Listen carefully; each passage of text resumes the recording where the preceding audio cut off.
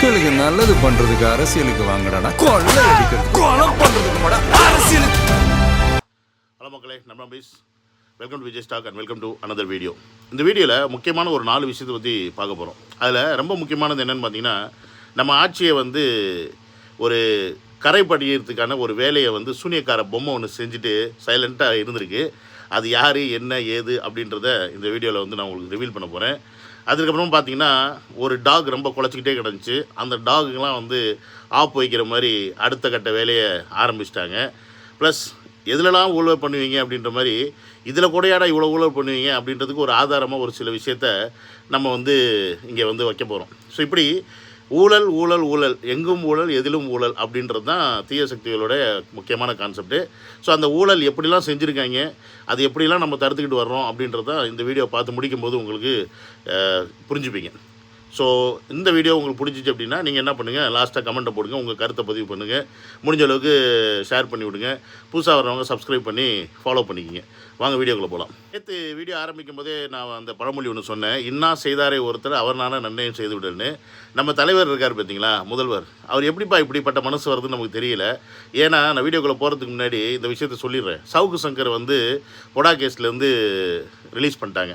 So which means அவர் இனிமேல் case கிடையாது. எந்த அளவுக்கு வந்து நம்ம தலைவரை விமர்சிச்சிருக்காரு அப்படின்றது உங்கள் எல்லாருக்குமே தெரியும். அவங்க வீட்டில் வந்து தீய சக்தி பண்ணாத அழிச்சாட்டியுமே கிடையாது. வீட்டில் மழம் போட்டதாக இருக்கட்டும், அவரை வந்து அடிக்கடி அரெஸ்ட் பண்ணி உள்ளே வச்சதாக இருக்கட்டும், இடையில அவங்க அம்மா வந்து இறந்து போயிட்டாங்க. ஸோ அந்த ஒரு துக்கமாக இருக்கட்டும், அவர் வந்து வீடியோவே போட விடாமல் பண்ணாங்க. இவ்வளோ பண்ணும்போதும் அவர் வந்து கடுமையாக வந்து நம்ம தலைவரை எத்தனை வாட்டி விமர்சிச்சிருக்காரு. பட் அதெல்லாம் கொஞ்சம் கூட மனசில் வச்சுக்காமல், நான் எல்லாருக்கும் மாணவ முதல்வன் அப்படின்ற மாதிரி, இதுக்கெலாம் பெரிய மனசு வேணும்ல. அதான் அதனால தான் அவர் அங்கே உட்காந்துருக்காரு.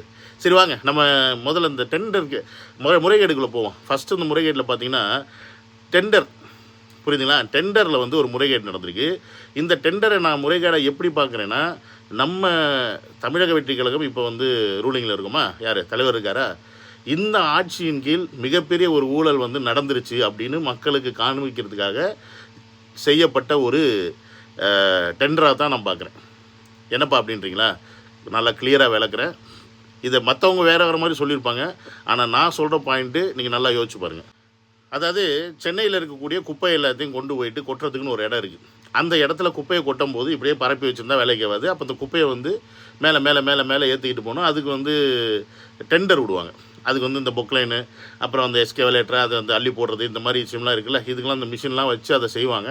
இதுக்கு வந்து வெளியில் வந்து டெண்டர் விடுவாங்க. ஸோ டெண்டர்ன்றது பொதுவாக வந்து ஓப்பன் டெண்டர், அந்த லிமிட்டட் டெண்டர் 2 டைப் இருக்குது. இந்த ஓப்பன் டெண்டர் பார்த்திங்கன்னா, யார் வேணால் வந்து தமிழ்நாட்டிலேருந்து அந்த டெண்டருக்கு அப்ளை பண்ண முடியும். ஸோ அப்படின்னும்போது அந்த டெண்டருக்கு என்ன கோட் பண்ணணும்னு ஒன்று இருக்குது. இப்போ இந்த டெண்டருக்கு வந்து கிட்டத்தட்ட ஆல்மோஸ்ட் 50 கோடிக்கிட்ட வந்து 50 லட்சத்துக்கு வந்து கோட் பண்ணுறாங்க. அப்படின்னா யார் வந்து அதை கம்மியாக கோட் பண்ணுறாங்களோ அவங்களுக்கான அந்த டெண்டர் போய் கிடைக்கும். இதுதான் வந்து நடைமுறையில் இருக்க ஒன்று. இதே லிமிட்டட் டெண்டர் அப்படின்னு பார்த்தீங்கன்னு வச்சிங்களேன், ஆல்ரெடி அந்த இடத்துல வந்து ஒர்க் பண்ணியிருப்பாங்க. அந்த இடத்துல ஒர்க் பண்ணவங்களுக்கு அந்த இடத்த பற்றி இன்னும் கொஞ்சம் பெட்டராக தெரியும். ஸோ அவங்களுக்கு வந்து ஒரு டைம் பீயிங் ஒரு 2 மாதத்துக்கோ இல்லை ஒரு 3 மாதத்துக்கோ ஒரு லிமிட்டட் டெண்டர் கொடுப்பாங்க.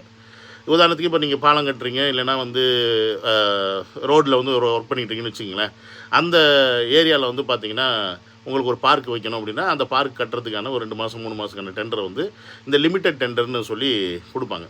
ஸோ இதில் இந்த வாட்டி இந்த குப்பை கிடங்குக்கு கொடுத்தது வந்து பார்த்திங்கன்னா லிமிட்டட் டெண்டர். லிமிட்டட் டெண்டருக்கு மொத்தம் 6 பேர் வந்து அப்ளை பண்ணியிருக்காங்க. ஸோ அப்போ ஆளுக்கு 50 லட்சம் வச்சா கிட்டத்தட்ட 3 கோடி ரூபா. ஆக்சுவலி இதோடைய மொத்த ஊழல் வந்து 7-8 கோடிக்கிட்ட போகுது. இப்போ இதெல்லாம் யாரோட கண்ட்ரோலில் வரும்னு பார்த்தீங்கன்னா, மேயர், சென்னை மேயர் இருந்தாங்கல்ல யார், நம்ம பிரியா, அவங்க. அதற்கப்புறமா அவங்க தான் வந்து இதெல்லாம் பார்க்கணும், இதெல்லாம் கண்ட்ரோல் பண்ணணும்.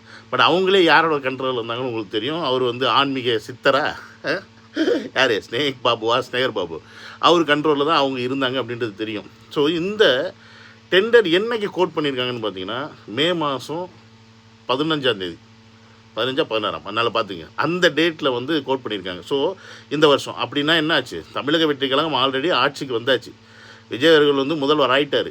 அதுக்கப்புறமா இந்த டெண்டர் வந்து கோட் ஆகுது. இப்போ வரைக்கும் மேயர் பிரியா வந்து முதல்வர் அவர்களை சந்திக்கலை. துணை முதல்வரும் இப்போ வரைக்கும் வந்து துணை மேயரும் வந்து இப்போ வரைக்கும் முதல்வரை சந்திக்கலை. பிரியாவுக்கு வந்து பார்த்திங்கன்னா காலில் அடி போட்டு கட்டு போட்டிருக்காங்களாம். அதனால் அவங்க வந்து முதல்வர் வந்து பார்க்க முடியலையா. ஏதோ எங்கேயோ குத்துதில்ல, எங்கேயோ இடிக்குதில்ல. இது எப்படி இருக்குன்னா, இப்போ இந்த டெண்டரை வந்து கண்டுபிடிச்சிட்டாங்க, இதில் முறைகேடு இருக்குன்னு கண்டுபிடிச்சி இதை வந்து கேன்சல் பண்ணிட்டாங்க நம்ம ஆட்சி. இதே ஒரு வேளை இதை சரியாக கவனிக்காமல் விட்டுருந்து இந்த டெண்டர் அப்ரூவ் ஆகிருந்துச்சுன்னா, இதை நாளைக்கு மிகப்பெரிய விஷயமாக எடுத்து போட்டு பார்த்தீங்களா எவ்வளோ பெரிய முறைகேடு நடந்திருக்கு இந்த டெண்டரில், இதை வந்து எப்படி இந்த அரசாங்கம் பண்ணுச்சு, இது வந்து கரெக்டாக ஊழலை ஒழிக்க வந்த அரசாங்கம் சொல்லிட்டு இவ்வளோ பெரிய ஊழலை பண்ணுதுன்னு சொல்லிட்டு அப்படியே தமிழக வெற்றிகளுக்கு மேலே பழிய தூக்கி போடுறதுக்கான வேலையை பார்த்துருக்காங்க. பட் இதை நம்மளுங்க ஈஸியாக கண்டுபிடிச்சனால இந்த டெண்டரை இப்போ ரத்து பண்ணியிருக்காங்க. ரத்து பண்ணது மட்டும் இல்லாமல் இதுக்கு யாரெல்லாம் அப்ரூவல் கொடுத்தாங்களோ அவங்க மேலெல்லாம் என்கொயரி வைக்க சொல்லியிருக்காங்க. இதில் இப்போ மாட்ட போகிறது யாருன்னு பார்த்தீங்கன்னா நம்ம மேயர் பிரியா. அதுக்கப்புறமா அவங்க பின்னாடி யாரெல்லாம் இருந்தாங்களோ அவங்களாம் மாட்ட போகிறதுக்கு உறுதி அப்படின்றதுல மாட்டுக்கிறதே கிடையாது. ஸோ குப்பையில் கூட கொள்ளையடிக்குதுங்க இந்த என்ன சொல்கிறது இந்த தீய சக்திங்க. ரெண்டாவது பார்த்திங்கன்னா ரொம்ப குழச்சிக்கிட்டு இருக்கோம் ஒன்றா வந்து குழச்சிக்கிட்டே இருக்கும்.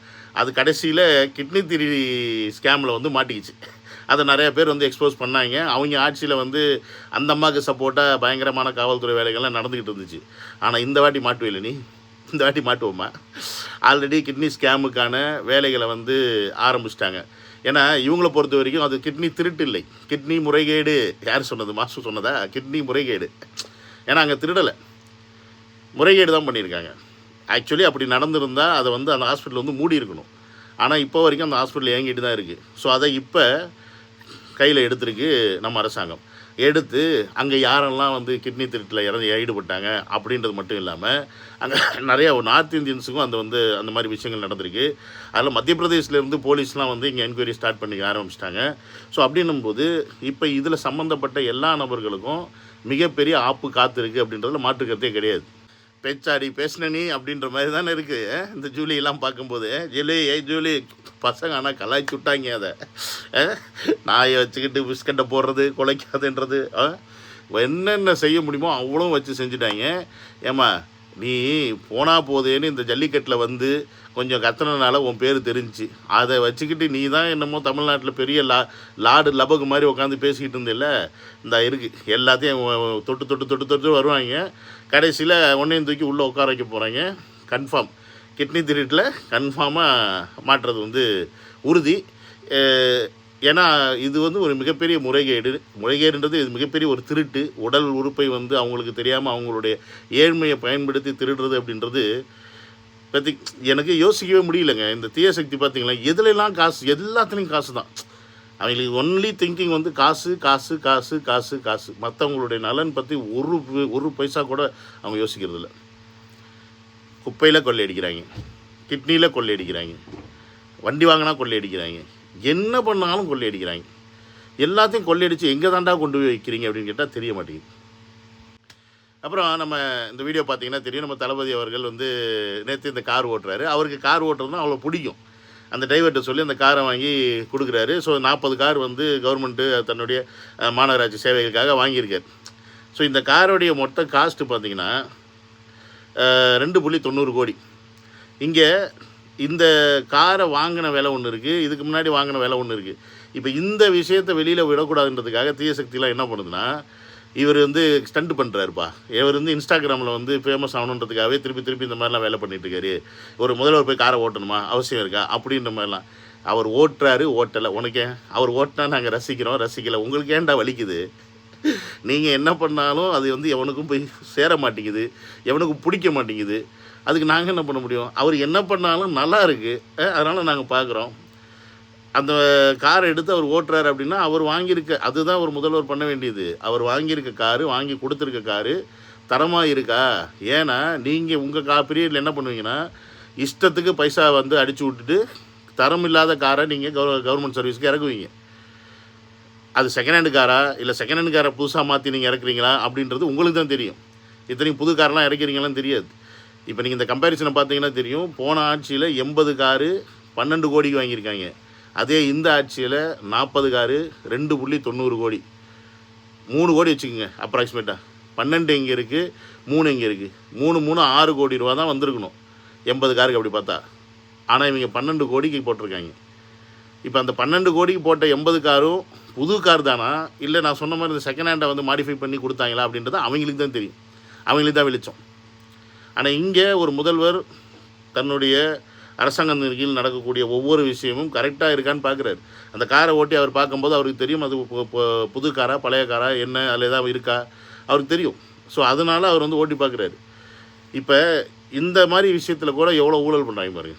ஸோ இவங்களை பொறுத்த வரைக்கும் எல்லாத்துலேயும் ஊழல் மட்டும்தான் தெரியுமே ஒழிய மக்களுடைய வரிப்பணத்தை சுரண்டுறோம் அப்படின்ற எண்ணம் கொஞ்சம் கூட இருக்காது. ஸோ இப்படிப்பட்ட ஒரு தீய சக்தியை நம்ம சுத்தமாக அழிக்கணும். அதற்கான வேலையை ஆல்ரெடி ஆரம்பிச்சிட்டாரு. அப்படியே சுக்குநூறாக போய்கிட்டே இருக்குது. அந்த பக்கம் அப்படியே விசிகாலேருந்து ஐஎல்எம்யூலேருந்து காங்கிரஸ்லேருந்து எல்லாருமே இங்கே வந்துட்டாங்க. ஆல்ரெடி கனிமொழி வந்து நம்ம தனித்தே போட்டிடணும் அப்படின்ற மாதிரிலாம் பேசிக்கிட்டு இருக்காங்க. கூட்டணி வச்சா 25%, தனித்து நின்னா என்ன வாங்க போகுது அப்படின்றது வரப்போகிற காலங்களில் தெரியும். ஸோ ஒரு சைடு எங்கள் ஏடிஎம்கே முடிஞ்சு இந்த பக்கம் டிஎம்கே முடிச்சிட்டோம்னா நம்ம வாட்டுக்கு நிம்மதியாக உட்காந்து ஆட்சி பண்ணலாம் அப்படின்றது நான் நினைக்கிறேன். எனக்கு ஆசையாகவும் இருக்குது.